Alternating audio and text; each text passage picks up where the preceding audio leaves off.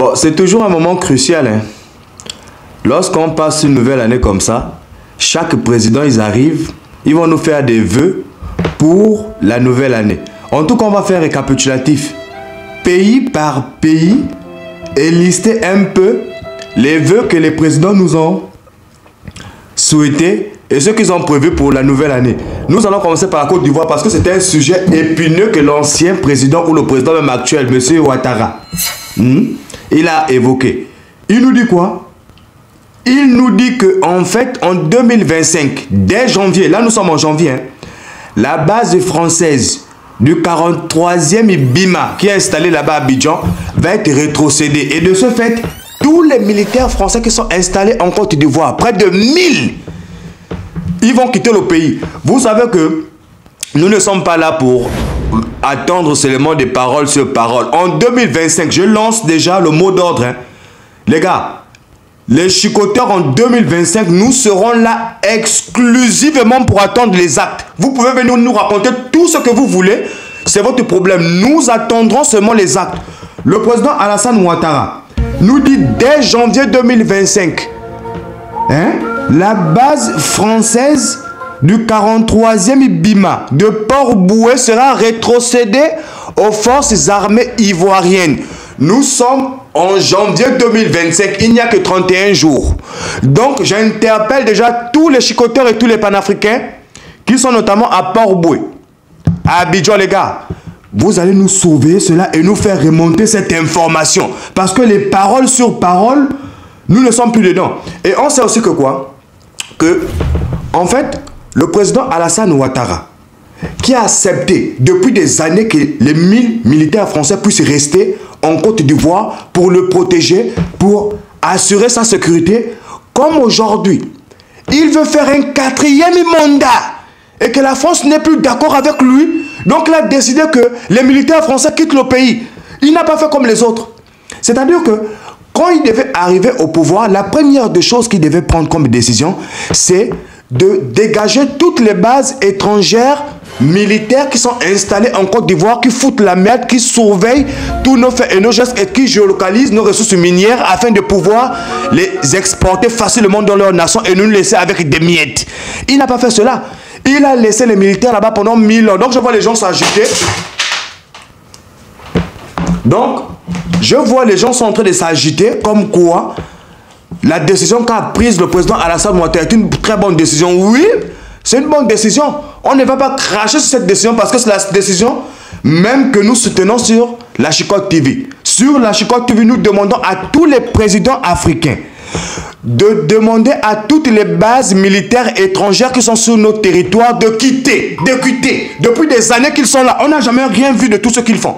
Ils sont seulement là à nous déstabiliser, à nous provoquer des coups d'État, à armer des personnes qui sont en dissidence contre nous et contre nos gouvernements. Donc on a déjà demandé ça depuis. Donc aujourd'hui que le président Alassane Ouattara de la Côte d'Ivoire s'aligne sur la position de Big L sur Chicotte TV. On ne va pas cracher sur cela, on va féliciter. On va dire félicitations président. Mais toutes les paroles là, c'est votre problème. Nous attendrons seulement de voir les actes. Ça veut dire que c'est la mission principale des chicoteurs pour ce mois de janvier 2025. Donc tous les chicoteurs installés en Côte d'Ivoire, les gars, c'est votre mission principale. Donc, vous allez nous vérifier ça dès janvier 2025. On n'attendra pas le mois de février. Il nous a dit janvier 2025. 31 jours. Et on va vérifier.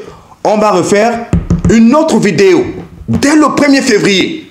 Avec toutes les informations que nos frères nous ont fait remonter. Pour savoir si les 1000 Français qui sont installés au 43e régiment là-bas, à Port-Bouët, sont toujours là-bas ou si ils ont libéré le terrain, ils sont rentrés chez eux.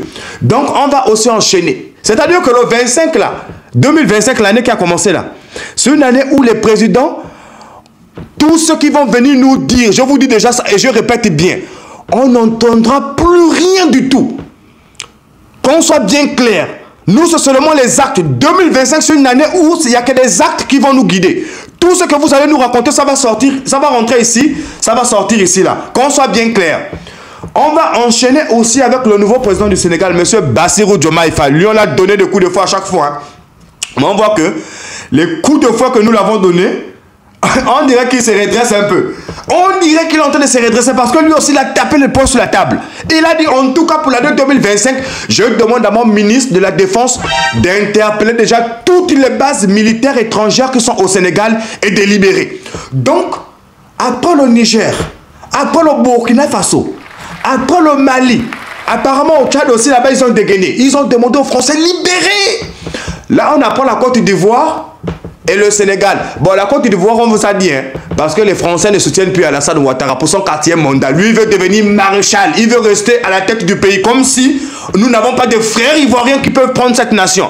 Je t'appelle déjà tous les politiciens, hein, toute la classe politique ivoirienne, vous devez faire des réunions afin de vous regrouper et de nous fournir un programme bien spécifique à nos frères ivoiriens qui pourra redresser cette nation. Donc, nous revenons sur le cas du Sénégal parce que le président Bassirou Diomaye Faye du Sénégal, lui aussi, il a tapé le poing sur la table et il a dit « Libérez-moi le pays ».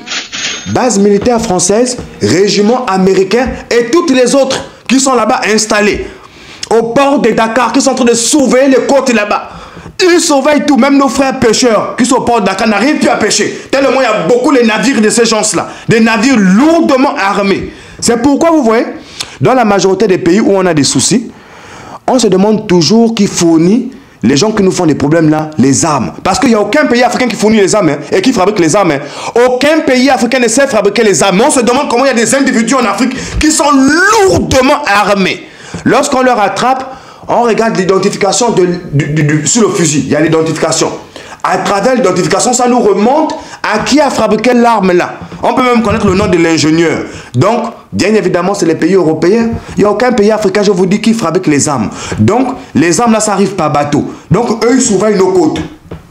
Ils sont en Côte d'Ivoire. Ils surveillent les côtes là-bas. Depuis la Côte d'Ivoire au Port-Boué. Ils sont à Dakar, ils surveillent la côte là-bas. Ils sont à Libreville au Gabon. Ils surveillent aussi là-bas les côtes, de tous les côtés, hein, en Somalie, à Djibouti. Ils surveillent les côtes. Donc, vous savez que ce combat, c'est un combat sur lequel la Chicotte TV, nous sommes forcément derrière ce problème-là. Ce problème-là concerne la souveraineté des pays africains, qui ne passera que par l'éloignement et le déguerpissement des bases militaires étrangères sur le continent africain. Parce que toutes les bases là, je vous dis, hein, ils sont là depuis les années 1960-1950. On a toujours les mêmes problèmes. Dans les contrats qu'ils ont, c'est le même contrat que je vous ressors. Le contrat de l'armée américaine, lorsqu'ils étaient au Niger, ils avaient un contrat bien spécifique. Qu'ils sont au Niger juste pour géolocaliser les ressources minières. Si vous avez des problèmes avec les terroristes, nous on n'est pas là pour vous aider. C'est écrit noir et blanc sur leur contrat. C'est le même contrat dans tous les pays africains. Et vous êtes sérieux? Souvent je me demande, les présidents africains savent lire pour nous signer des contrats comme ça. L'ancien président du Niger, on l'a donné des coups de fouet. Hein, et nous avons félicité le général Abdoulrahman Tchami qu'il a enlevé par coup d'état et qu'il a mis en résidence surveillée. Il est là-bas, lui et sa famille. Et il est en train de réfléchir à tout le dégât qu'il a foutu au Niger. C'est incroyable. Donc on a comme ça une armée étrangère dans notre nation, notamment le Niger, qui est là, qui voit comment on est attaqué par des terroristes. Ils ne font rien.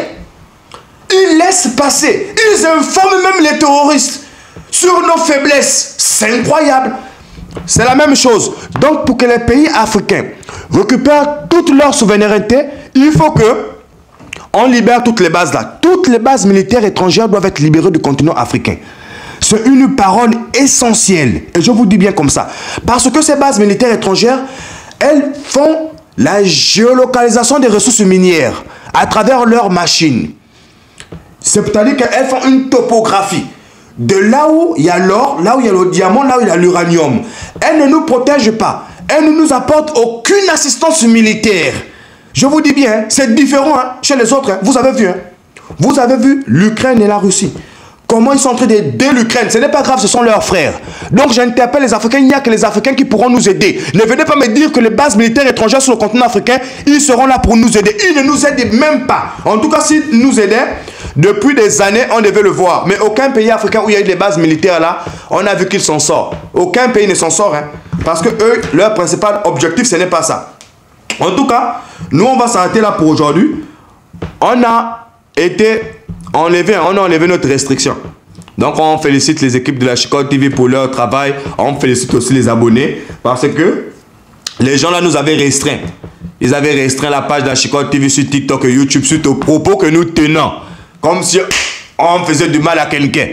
On ne tient aucun propos négatif ici. On ne fait pas l'incitation à la haine. Nous sommes là simplement pour informer nos frères panafricains et nos frères chicoteurs. C'est sur cette parole qu'on va s'arrêter. C'était Biggie L sur Achicot TV. On se dit ciao ciao pour un prochain programme.